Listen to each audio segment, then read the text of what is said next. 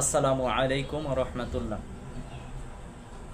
আলহামদুলিল্লাহ, আলহামদুলিল্লাহি রাব্বিল আলামিন, ওয়াল আকিবাতু লিল মুত্তাকিন, ওয়াসসালাতু ওয়াসসালামু আলা রাসূলিহিল কারীম ওয়া আলা আলিহি ওয়া আসহাবিহি আজমাইন। আম্মা বা'দু, ফাআউযু বিল্লাহি মিনাশ শাইতানির রাজীম। বিসমিল্লাহির রহমানির রহিম।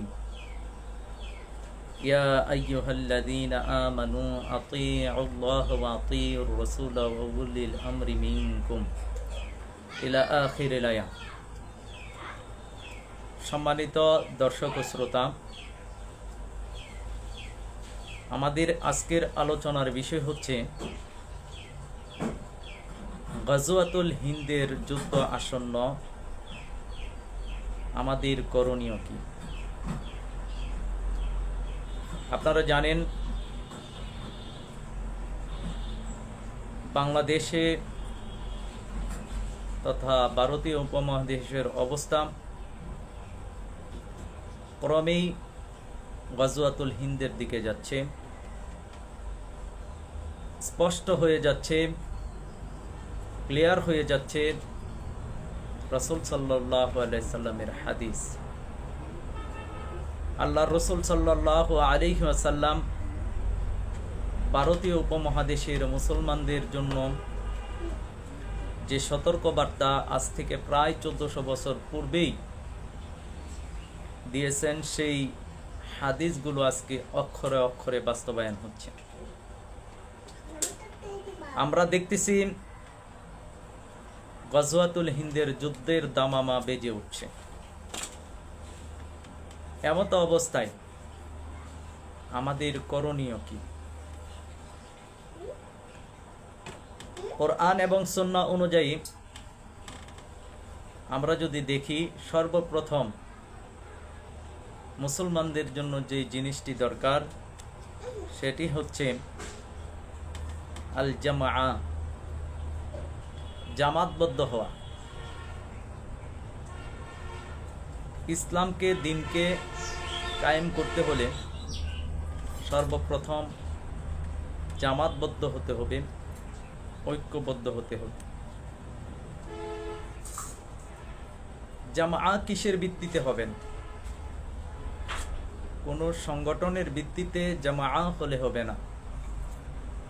কারণ আল্লাহ রাসূল সাল্লাল্লাহু আলাইহি ওয়াসাল্লামের একটি হাদিস, যেটি সুনানে তিরমিজি শরীফের 2863 নম্বর হাদিসের মধ্যে রয়েছে। আল্লাহ রাসূল সাল্লাল্লাহু আলাইহি সাল্লামের একজন সাহাবী হারিসুল আশআরী রাদিয়াল্লাহু তাআলা আনহু থেকে বর্ণিত, আল্লাহ রাসূল সাল্লাল্লাহু আলাইহি ওয়াসাল্লাম বলেন, আমি তোমাদেরকে 5টি জিনিসের নির্দেশ দিচ্ছি, যে 5টি জিনিসের নির্দেশ আল্লাহ তাআলা আমাকে দিয়েছেন। আল্লাহ রাসূল সাল্লাল্লাহু আলাইহি সাল্লাম বলেন, জামাআতু, 1 নাম্বার হচ্ছে জামাআ, 2 নাম্বার হচ্ছে সামাউ, 3 নাম্বারে হচ্ছে ওয়াত্তাআ, 4 নাম্বার হচ্ছে ওয়াল হিজরা, 5 নাম্বারে হচ্ছে ওয়াল জিহাদু ফি সাবিলিল্লাহ। এই 5টি জিনিস আল্লাহ তাআলা তার রাসূলকে শিক্ষা দিয়েছেন, আর রাসূল সাল্লাল্লাহু আলাইহি সাল্লাম আমাদেরকে শিক্ষা দিয়েছেন, নির্দেশ দিয়েছেন যে দিন কায়েমের জন্য এই 5টি জিনিসই লাগবে। প্রথম হচ্ছে জামাআ। সর্বপ্রথম আপনাকে আগে জামাতবদ্ধ হতে হবে, ঐক্যবদ্ধ হতে হবে। কিসের ভিত্তিতে হবেন? ইসলামে। আল্লাহ কোরআনে বলছেন, ওয়াতাসিমু বিহাবলিল্লাহি জামিআ ওয়া লা তাফাররাকু, তোমরা আল্লাহর রজ্জুকে শক্তভাবে ধরো, বিচ্ছিন্ন হইও না। আজকে আমরা দেখি হাদিসের এই অংশ থেকে জামাআত শব্দটি নিয়ে একটি অংশ জামাতের নামে সংগঠন তৈরি করে দিয়েছে, জামাতে ইসলাম। কেউ হেফাজতে ইসলাম, কেউ নিজামাই ইসলাম, নেতাই ইসলাম, বিভিন্ন দল উপদলে বিভক্ত হয়ে গেছে। অথচ এখানে হাদিসটিতে জামা বলতে মুসলমানদের জামাতকে বোঝানো হয়েছে, ইসলামকে বোঝানো হয়েছে। আলাদাভাবে কোনো দল বা কোনো সংগঠনের ভিত্তিতে জামা করাকে বলা হয়নি। কারণ আপনি যখন আলাদাভাবে একটি দল বা সংগঠন করতে যাবেন, তখন তো ইসলামের মধ্যে আরেকটা দল তৈরি হয়ে গেল, মুসলমানদের শক্তি আরো দুর্বল হয়ে গেল।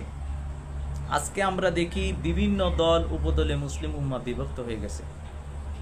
এই বিভক্ত উম্মাকে ঐক্যবদ্ধ করার জন্য আল্লাহ সুবহানাহু ওয়া তাআলা নির্দেশ দিয়েছেন। যুগে যুগে নবী রাসূলগণ পৃথিবীতে এসে মানুষকে ঐক্যবদ্ধ হওয়ার কথা বলেছেন। কিসের ভিত্তিতে? ইসলামে। উদখুলু ফিস-সিলমি কাফা, তোমরা পরিপূর্ণভাবে ইসলামে প্রবেশ করো, কোনো দলে প্রবেশ করো না, কোনো সংগঠনে প্রবেশ করার কথা বলা হয়নি। ইসলামের ভিত্তিতে ইসলামে প্রবেশ করার জন্য বলা হয়েছে। এখন আল্লাহ প্রদত্ত ব্যক্তি যারা পৃথিবীতে আসবেন, ইমাম মাহদি, ইমাম মাহমুদ, ইমাম মানসুর, তারা কি মানুষকে কোনো দল বা সংগঠনের দিকে আহ্বান করবে? যদি করে কথার কথা, তাহলে কোন দলের দিকে আহ্বান করবেন? জামায়াতে ইসলামের দিকে, না নেদে ইসলামের দিকে, না হেফাজতে ইসলামের দিকে, না অন্য অন্য কোনো ইসলামের দিকে? অবশ্যই তারা কোনো সংগঠনের দিকেও আহ্বান করবে না, কোনো দলের দিকেও আহ্বান করবে না, তারা মানুষকে আহ্বান করবে ইসলামের দিকে। মুজাদ্দিদ যারাই পৃথিবীতে আসেন, তারা দুর্বল ইসলামকে আবার জিন্দা করেন। বুনিয়াল ইসলাম আলা খামস, ইসলাম 5টি ভিত্তির উপর প্রতিষ্ঠিত হয়েছে। এই 5টি ভিত্তি আজকে দুর্বল হয়ে গেছে, উই পোকা ধরেছেন। এখন আল্লাহ প্রদত্ত ব্যক্তিগণ এসে এই জামাতগতভাবে এই ইসলামকেই দুর্বল ইসলামকেই জিন্দা করবেন। যেমনটি ইমাম মাহমুদ হাবিবুল্লাহ করতেছেন, ইসলামকেই জিন্দা করছেন। তিনি কোনো দলকে জিন্দা করার জন্য আসে নাই, বা কোনো দলের দিকেও মানুষকে আহ্বান করছে না। তাহলে হাদিসের যে ভাষা জামাত বলতে এখানে ইসলামের জামাতকে বোঝানো হয়েছে। 2 নম্বর হচ্ছে আসসামাউ, শ্রবণ করা। আপনি কার কথা শুনবেন? আপনাকে শুনতে হবে আমিরের কথা। এখানে আমিরের কথা বলা হয়েছে যে প্রথম জামা, দ্বিতীয় হচ্ছে আল আমির বা ইমাম। এজন্য যখন বিশ্বাসী ইমানদাররা, তখন তারা শুনবে সামিআনা ওয়া আতা'না, তারা শুনে এবং মানে, বলে যে আমরা শুনলাম এবং মানলাম। আর যারা অহংকারী, যারা কাফের, যারা দাম্ভিক, তারা বলবে সামিআনা ওয়া আসাইনা, আমরা শুনলাম, আমরা মানলাম না। তো মুমিনের বৈশিষ্ট্য, মুসলমানের বৈশিষ্ট্য হচ্ছে তারা শুনবে এবং মানবে। জামাআতে ঐক্যবদ্ধ থাকবে, তারা বিভিন্ন দল উপদলে বিভক্ত হবে না। ইমামের নেতৃত্বে তারা ইসলামেই থাকবে ঐক্যবদ্ধ হয়ে। এরপরে তারা আমিরের কথা শুনবে, আমিরের অনুসরণ করবে। এরপর হচ্ছে আনুগত্য করা। শ্রবণ করার পরেই হচ্ছে আনুগত্য করা। আমিরের আনুগত্য করতে হবে। যেমনটি আমি পবিত্র কোরআনুল কারীমের সূরা নিসার 59 নম্বর আয়াত তেলাওয়াত করেছি, যেখানে আল্লাহ সুবহানাহু ওয়া তাআলা বলছেন, হে বিশ্বাসীরা, তোমরা আল্লাহর আনুগত্য করো, রসুলের আনুগত্য করো, এবং তোমাদের মধ্যে উলিল আমর যারা, তাদের আনুগত্য করো। উলিল আমর কারা? কোরআনুল কারীমের মধ্যে এখানে উলিল আমর যে বলা হয়েছে, সেই উলিল আমর হচ্ছে, প্রথম উলিল আমরের ব্যাখ্যা আসে, প্রথমেই হচ্ছে শাসক গোষ্ঠী। সেই শাসক, যেই শাসক কোরআন এবং সুন্নাহ অনুযায়ী রাষ্ট্র বিশ্ব পরিচালনা করে। জিনার সময় কোনো বর্ডার থাকবে না পৃথিবীতে, যিনি বর্ডার ভেঙে দিয়ে সারা পৃথিবীর মুসলিম উম্মাহকে একটা প্ল্যাটফর্মে এনে ইমারতের অধীন অথবা খেলাফতের অধীনে পরিচালনা করবেন। তো যখনই এই আমির থাকে না, যখন এই আমির থাকে না, উলিল আমর, যখন এই প্রকারের উলিল আমর থাকে না, তখন সেই দায়িত্বটা চলে যায় অটোমেটিকভাবে উলামায়ে কেরামদের উপর। আল উলামা ওয়ারাসাতুল আম্বিয়া, আলেমগণ হলো নবীগণের উত্তরসূরি। তো আলেমরা যখন দুনিয়ালোভী হয়ে যায়, স্বার্থলোভী হয়ে যায়, তারা যখন গোলামিতে চলে যায়, তারা যখন সত্য পথ থেকে বিচ্যুত হয়ে যায়, তারা যখন দুনিয়ালোভী হয়ে যায়, ক্ষমতালোভী হয়ে যায়, তারা যখন এক কথায় হক কথা থেকে দূরে সরে যায়, তখনই কেবল এই দায়িত্ব চলে যায় আল্লাহ প্রদত্ত ব্যক্তির উপরে। বর্তমানে উলামায়ে কেরাম বেশিরভাগই আপনার দুনিয়ালোভী। তারা দুনিয়া কামাই করতেছেন, দুনিয়ার পিছনে, দুনিয়ার চাকচিক্যের পিছনে সময় দিচ্ছেন। কেউ মাদ্রাসা দিয়ে ব্যবসা করে, কেউ ওয়াজ নসিহা দিয়ে ব্যবসা করে, কেউ পিরালিন খাঙ্কা দিয়ে ব্যবসা করতেছেন। মুষ্টিমেয় কিছু লোক পাবেন যারা প্রকৃতপক্ষে ব্যবসা করে না, দিনের খেদমত করে, কিন্তু প্রকৃতপক্ষে বেশিরভাগই কি এটা ব্যবসা করতেছেন। তা উলামায়ে কেরামদের মধ্যে হক যারা আছেন, যারা সত্য সন্ধানী আলেম আছেন, যারা হকপন্থী আছেন, তাদের অবস্থা যখন একেবারে দুর্বল হয়ে যায়, যখন তারা মসজিদেই কথা বলতে পারে না, সুদকুর ঘুষখোর সভাপতি সেক্রেটারি মসজিদে, যখন মাহফিলগুলো সুদকুর ঘুষখোর ফাসেক ব্যক্তিদের প্রশংসা করতে হয়, ফাসেক ব্যক্তিদের প্রধান অতিথি দিতে হয়, সভাপতি দিতে হয়, আলেমরা কথা বলতে পারেন, আলেমদের মুখ থেকে মাইক ছিনিয়ে নেওয়া হয়, আলেমদের উপরে যখন আপনার দাদাগিরি করা হয়, যখন আলেমরা দুর্বল হয়ে যায়, অসহায় হয়ে যায়, তখনই কেবল আপনার আল্লাহ প্রদত্ত ব্যক্তিগণ আসেন। আজকের সমাজে লাঞ্ছিত অবহেলিত কোনো সমাজ যদি থাকে, সেটা হচ্ছে বর্তমানে আলেম সমাজ। কারণ তারা মসজিদেও স্বাধীনভাবে কথা বলতে পারে না, মাদ্রাসাও তারা স্বাধীনভাবে কথা বলতে পারে না। মাদ্রাসাগুলো ফাসেক ব্যক্তিরা নিয়ন্ত্রণে নিয়ে নিছে, মাহফিলগুলো ফাসেক ব্যক্তিরা নিয়ন্ত্রণে নিয়ে নিছে। এমতো অবস্থায় আল্লাহ প্রদত্ত ব্যক্তি পৃথিবীতে আগমন করেন পরিস্থিতি যখন খারাপ থাকে। আর সবচেয়ে বড় কথা, বড় বিপর্যয় আসার আগেই, জাতিগত কিয়ামতের পূর্বেই আল্লাহ তাআলা মনোনীত বান্দাদেরকে পৃথিবীতে পাঠিয়ে দেন। এই মনোনীত বান্দার অনুসরণ করতে হবে। এই ফিতনার জামানায় আপনি কোন আমিরের অনুসরণ করবেন? এখানে আপনি যদি এই দলের আমিরকে অনুসরণ করেন তো ওই দল আপনাকে মানবে না, ওই দলের অনুসরণ করলে ওই দল আপনাকে মানবে না, কারণ তাদের মধ্যেই তো ডিভাইডেড, তারাই তো বিভক্ত হয়ে গেছে। সুতরাং এই সময়টাই আপনি কার অনুসরণ করবেন, এটার প্রমাণ আপনি নেবেন হাদিস থেকে। যেমন আবু দারদা রাদিয়াল্লাহু তাআলা আনহু থেকে একটা হাদিস আছে, আন আবি দারদা রাদিয়াল্লাহু তাআলা আনহু قال قال رسول الله صلى الله عليه وسلم اذا توافق العلماء عن يقول قول الحق। আবু দারদা নবীজির একজন সাহাবী, তিনি বলেন যে আল্লাহ রসুল সাল্লাল্লাহু আলাইহি সাল্লাম বলেছেন, যখন আলেমরা হক কথা বলা থেকে বিরত থাকবে, তখন তাদের উপর ফাতানজিলু আলাইহিম সালাসাতা কাইবা মিনাল্লাহ, তখন তাদের উপর আল্লাহ তাআলার পক্ষ থেকে 3টা শাস্তি বা আযাব নাজিল হবে। 1 নম্বর শাস্তি হচ্ছে ইয়ারাদুনা বিইখতিলাফিম বাইনাহুম, তারা একে অপরের বিরুদ্ধে মতভেদের কারণে অবস্থান নিবে। আজকে আমরা দেখি এক আলেম এক দল আরেক দলের বিরুদ্ধে অবস্থান নিচ্ছে। 2 নম্বর হচ্ছে ইউসাল্লাতু আলাইহিম সুলতানান জাইরা, তাদের উপর স্বৈর শাসক জালেম শাসকদেরকে চাপিয়ে দেওয়া হবে। আজকে আমরা দেখি জালেম শাসকদেরকে চাপিয়ে দেওয়া হয়েছে। 3 নম্বর শাস্তি হচ্ছে ইউজলামুনা বিআদাইল খারিজিয়া, তারা বহিরাগত শত্রুদের দ্বারা আক্রান্ত হবে। আজকে আমরা দেখছি বাহির দেশের শত্রু আলেম ওলামাদেরকে মারার জন্য ফুল প্রিপারেশন নিয়ে মাঠে নেমে গেছেন। তখন সাহাবীরা বললেন, কুলনা ইয়া রাসূলুল্লাহ সাল্লাল্লাহু আলাইহি ওয়াসাল্লাম ইলা মাতা তামদিন আলাইহিম হাযিহিল হালা, তাদের উপর এই অবস্থা কতদিন বিদ্যমান থাকবে? আল্লাহ রসুল বলেন, হাত্তা ইউবাসু ইলাইহিম আমিরাম মিন উমারাইল্লাযীনা আশরাফু, আল্লাহ রসুল বলেন যতদিন না আমার সম্মানিত আমিরদের মধ্য থেকে কোনো এক আমিরের আত্মপ্রকাশ না ঘটে। আল্লাহ রসুল সাল্লাল্লাহু আলাইহি সাল্লাম হাদিসের পরের অংশে বলছেন, ফাইন তাজিদু আমিরাম মিনহুম ফাতুবাইহু বিসমাই ওয়া তাআতি, আল্লাহ রসুল বলছেন যখনই আমার সম্মানিত আমিরদের মধ্য থেকে কোনো আমিরকে তোমরা পেয়ে যাবা, তখনই তার কাছে তোমরা বায়াত নিবা, তার কাছে তোমরা আনুগত্যের বায়াত নিবা, তার কথা শুনবা এবং মানবা। এরপরে বলা হচ্ছেন ক্বালা আ'দাদুহুম 12, আল্লাহ রসুল বলছেন এদের সংখ্যা হবে 12 জন। তো রসুল সাল্লাল্লাহু আলাইহি সাল্লাম কর্তৃক বর্ণিত 12 জন আমির আপনি কোথায় পাবেন? এই হাদিস দ্বারা বোঝা যাচ্ছে এই সময় 3টা শাস্তি বর্তমানে চলমান, এই সময়টায় আল্লাহ প্রদত্ত আমিরের আত্মপ্রকাশ ঘটবে। আর আমরা বাস্তবতা দেখতেছি যে আল্লাহ প্রদত্ত আমির ইমাম মাহমুদ হাবিবুল্লাহর আত্মপ্রকাশ হয়েছেন। এখন পৃথিবীতে নির্যাতিত, জুলুম, নিপীড়ন হচ্ছে, আলেম উলামারা নির্যাতিত, তাদেরকে আল্লাহ সুবহানাহু ওয়া তাআলা আবার পূর্ণভাবে সম্মানিত করার জন্য, আবার তাদের হারানো গৌরব ঐতিহ্য ফিরে আনার জন্য আল্লাহ প্রদত্ত ব্যক্তি পৃথিবীতে এসেছেন। এখন যারা ইমাম মাহমুদ হাবিবুল্লাহকে মেনে নিয়ে তার কাছে বায়াত হয়ে দিন কায়েমের জন্য কাজ করবে, আল্লাহ তাদেরকে সম্মানিত করবেন।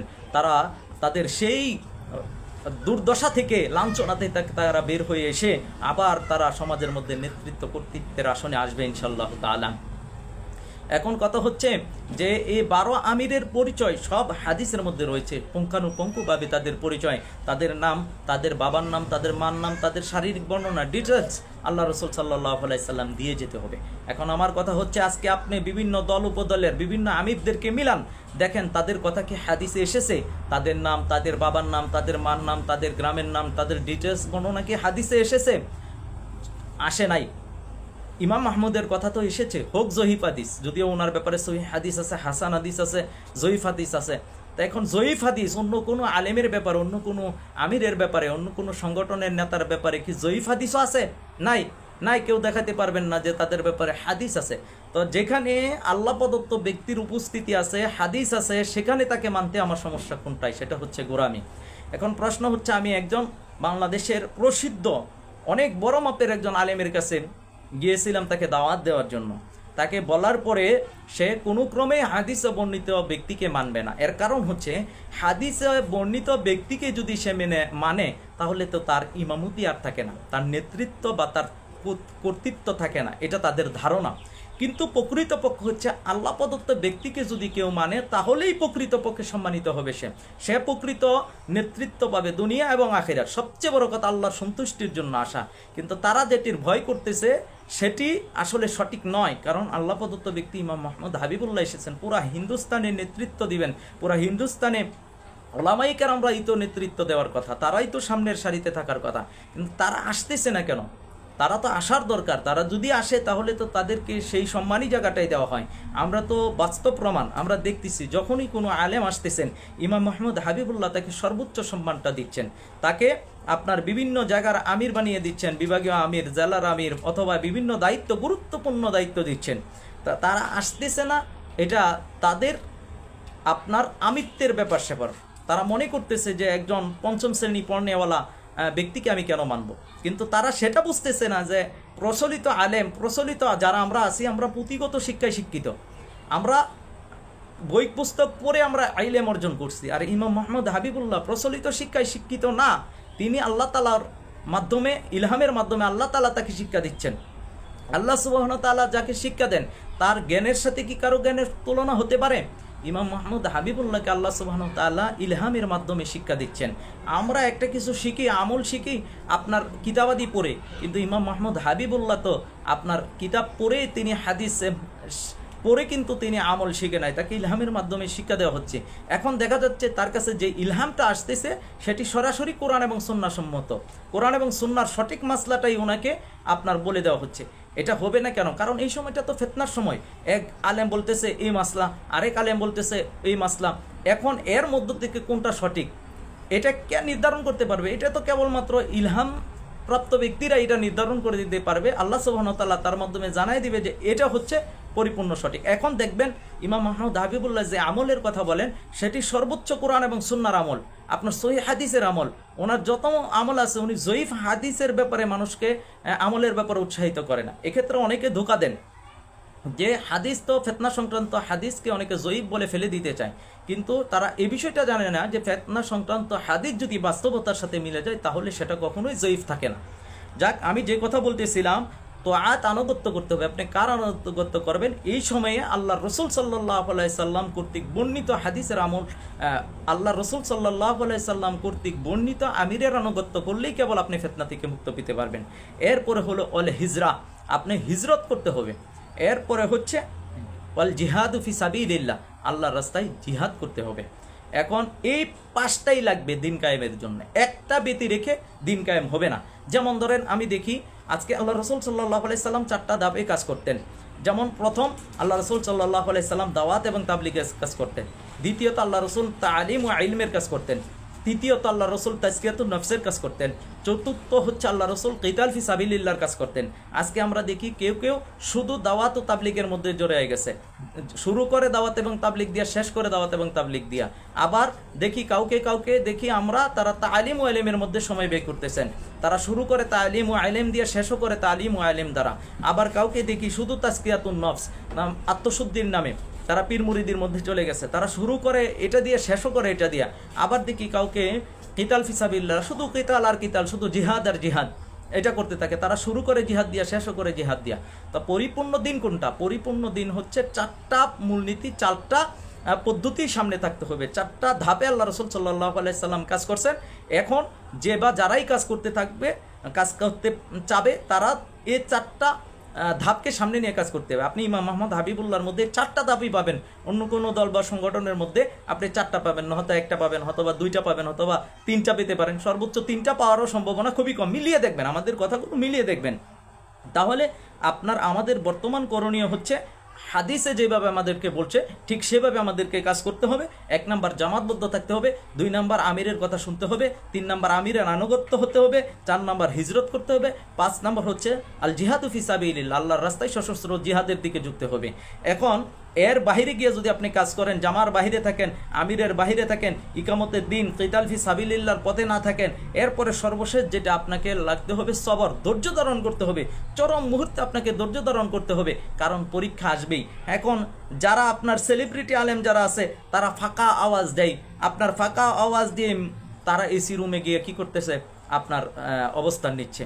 তো এখানে তো হবে না, এখানে তো দিন কায়েমের কাজ করতে গেলে আপনার পরীক্ষা আসবে, পরীক্ষা দিতে হবে।